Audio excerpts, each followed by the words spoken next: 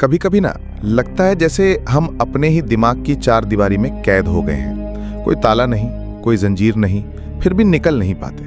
हर छोटी छोटी बात दिमाग में ऐसे घूमती है जैसे कोई पुराना रिकॉर्ड बार बार चल रहा हो। कभी किसी ने कुछ कह दिया तो सोचने लगते हैं उसका मतलब क्या था। कभी कोई बात अधूरी रह गई तो दिमाग वहीं अटक जाता है, काश मैंने उस वक्त ऐसा कह दिया होता। अगर मैंने मना कर दिया तो लोग क्या सोचेंगे?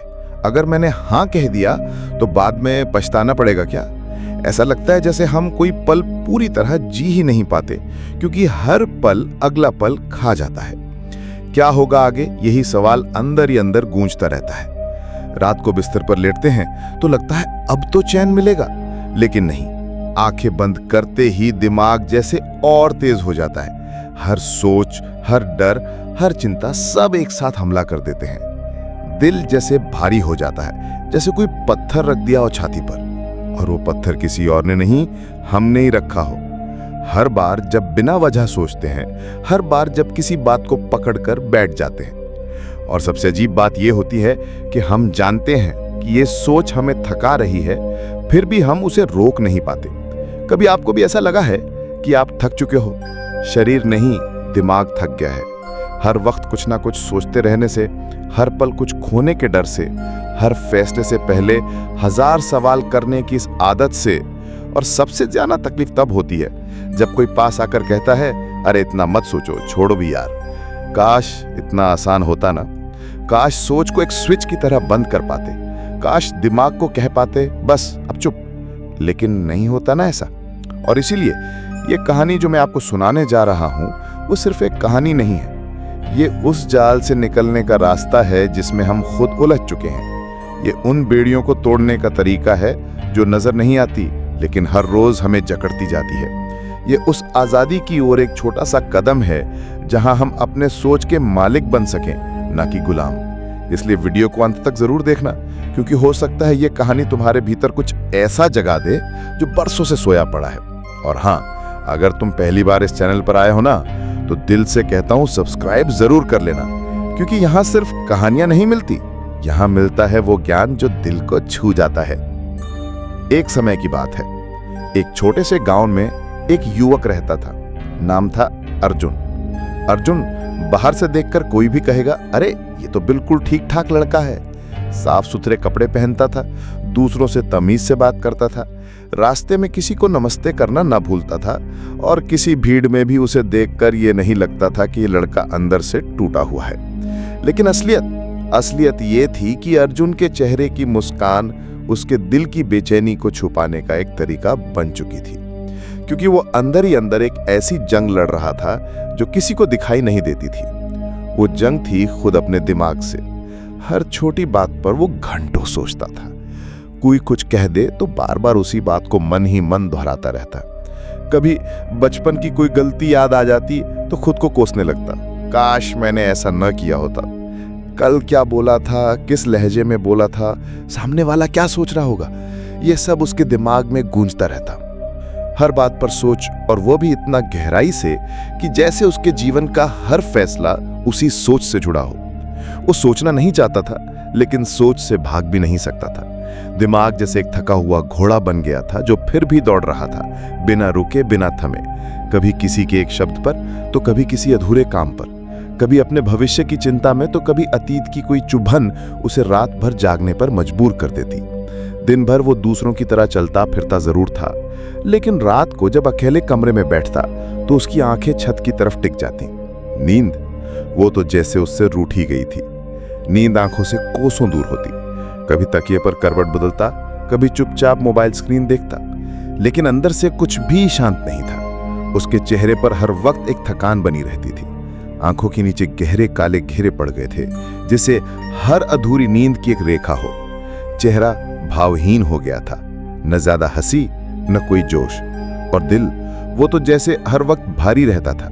कभी कभी तो उसे खुद से भी डर लगने लगता था कि वो क्या सोच रहा है और कितना सोच रहा है। कई बार वो अकेले में बैठकर खुद से कहता, क्या मैं पागल हो रहा हूं? दोस्तों को उसने कभी ये बात खुलकर बताई नहीं थी, लेकिन कई बार जब कोई पूछ लेता, भाई सब ठीक है ना, तो अर्जुन बस मुस्कुरा देता। झूठी हंसी, बनावटी हल्कापन। कभी कभी तो दोस्तों ने सलाह भी दी, अरे अर्जुन इतना मत सोच यार, थोड़ा रिलैक्स कर, छोड़ दे इन सब बातों को। लेकिन अर्जुन वो बस हल्के से हंस कर कह देता, काश ये इतना आसान होता।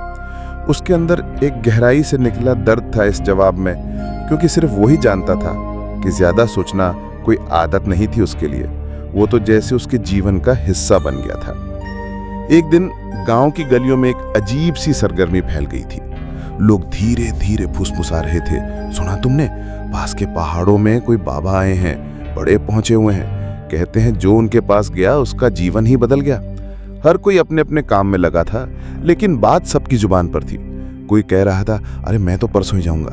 कोई बोलता, भाई अगर मन की शांति वहीं मिले तो जाना तो दुनता है। ये बातें अर्जुन के कानों तक भी पहुंची।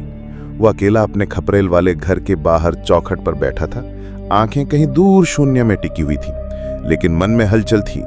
भीतर ही भीतर कुछ टूट रहा था, कुछ बदलने की तड़प थी। उसने अपने आप से कहा, शायद वो ही मेरी मदद कर पाएंगे, शायद वो ही मुझे इस बेचैनी से निकाल सकें।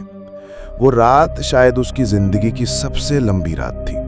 बिस्तर पर लेटा तो था, लेकिन करवटें बदलते बदलते चादर उलझ गई थी। नींद तो जैसे दूर ही थी। सिरहाने रखा पुराना तकिया भी अब आराम नहीं देता था। सुबह हुई, लेकिन जैसे सूरज से पहले ही अर्जुन की आंख खुल गई। गांव अब भी सो रहा था, लेकिन उसका मन नहीं। बिना किसी को बताए, न माँ को न किसी दोस्त को, वो चुपचाप उठ खड़ा हुआ। एक पुरानी चादर कंधे पर डाली, लोटा कमर में फंसाया और सीधे चल पड़ा उन पहाड़ों की ओर जहां वो बाबा थे, शायद जिनके पास उसे अपना उत्तर मिल सकता था।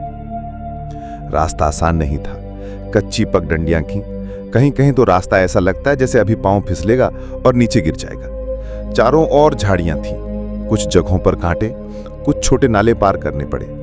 लेकिन अर्जुन रुका नहीं। उसके माथे पर पसीना लथपथ हो चुका था, कपड़े बदन से चिपक गए थे, चप्पलें कीचड़ में धंसी, फिर खींचकर निकालनी पड़ी।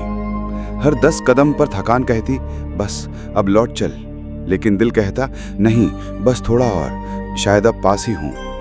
पैर कांप रहे थे, लेकिन आंखों में एक चमक थी, उम्मीद की। सांस फूल चुकी थी, लेकिन वो चल रहा था, कभी चुपचाप, कभी खुद से बातें करता हुआ।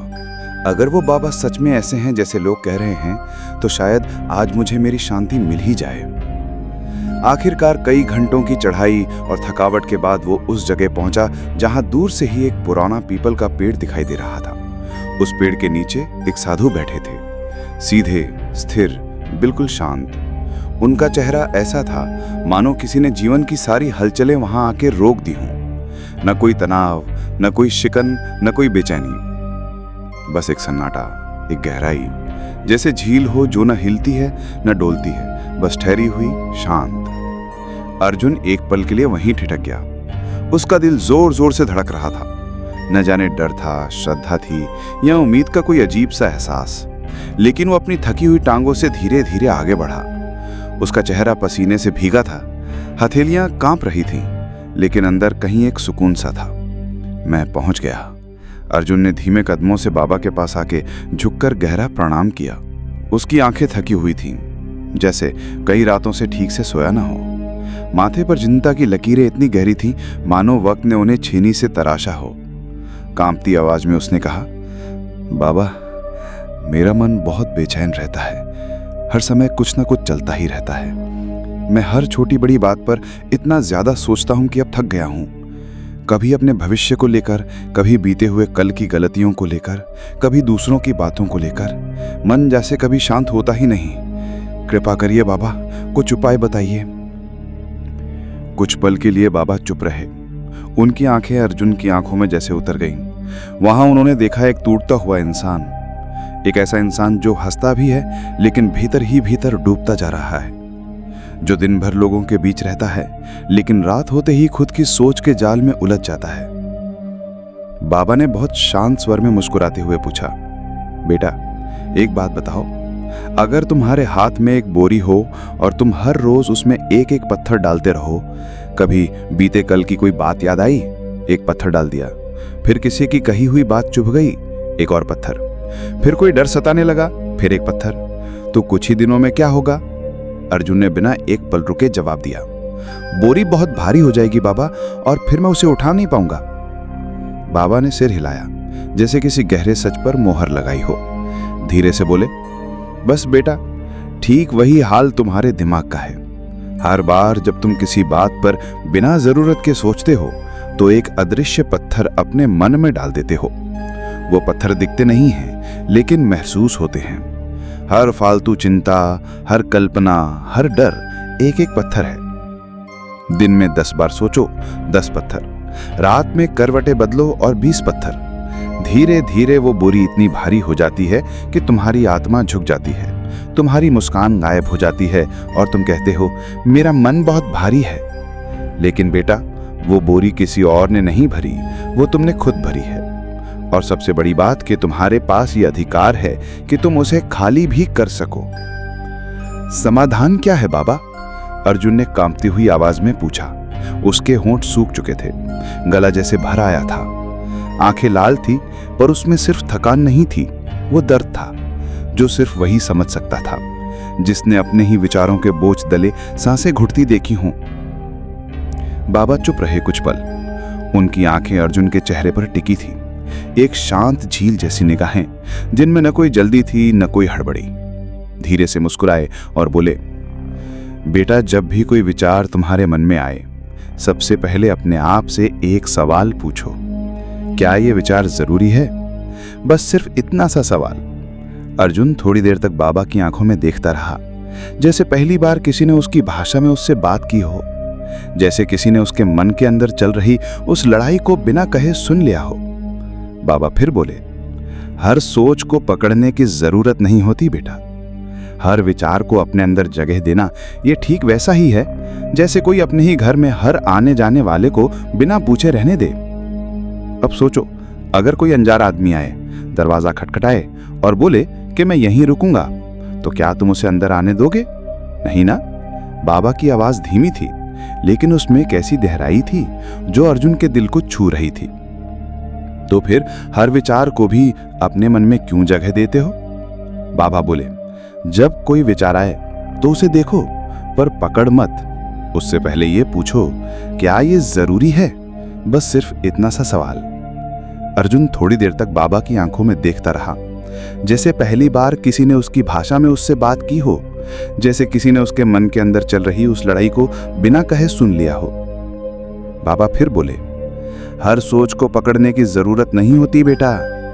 हर विचार को अपने अंदर जगह देना ये ठीक वैसा ही है जैसे कोई अपने ही घर में हर आने जाने वाले को बिना पूछे रहने दे।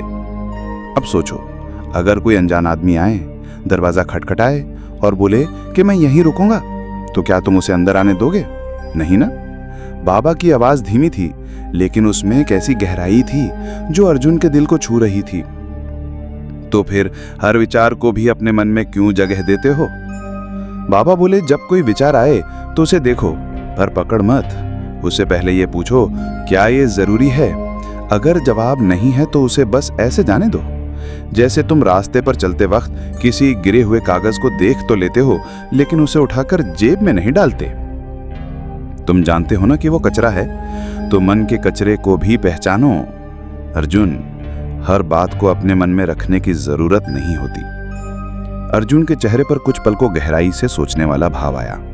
उसके होंठ कांपे। शायद वो कुछ कहना चाहता था, लेकिन शब्द नहीं निकल पा रहे थे। बाबा बोले, देखो बेटा, हम सब सोचते हैं, सोचना बुरा नहीं है, लेकिन जब सोच अपने ऊपर हावी होने लगे तो समझो कि अब समय है छांटने का। मन की अलमारी में हर चीज नहीं रखनी चाहिए, जरूरी हो तभी रखो। बाकी बिल्कुल वैसे ही जैसे तुम रोज घर का कचरा बाहर फेंकते हो, मन का कचरा भी रोज निकालना जरूरी है। फिर उन्होंने आंखें बंद की, एक गहरी सांस ली और बोले, कुछ विचार तुम्हारे नहीं होते बेटा, वो दुनिया की आवाजें हैं जो बस गूंज बनकर तुम्हारे अंदर अटक जाती हैं। उन्हें जाने दो, और जो तुम्हारे अपने विचार हैं उनसे भी पूछो, क्या ये मुझे बेहतर बना रहे हैं या सिर्फ थका रहे हैं? अगर थका रहे हैं तो उनका जाना ही बेहतर है। अर्जुन की आंखों से चुपचाप आंसू बह निकले। किसी ने उससे पहली बार यह समझाया था कि वो अपने विचारों का मालिक है, गुलाम नहीं। यह सुनकर अर्जुन की आंखों में आंसू आ गए। उसे पहली बार लगा कि उसने अपने जीवन में सबसे बड़ी गलती की थी, हर विचार को सच मान लिया था। उस दिन के बाद अर्जुन ने एक नियम बना लिया, हर बेकार सोच से पहले खुद से पूछना, क्या यह जरूरी है? धीरे धीरे उसका मन हल्का होने लगा। वो वही अर्जुन था, लेकिन अब सोच की बोरी खाली हो चुकी थी।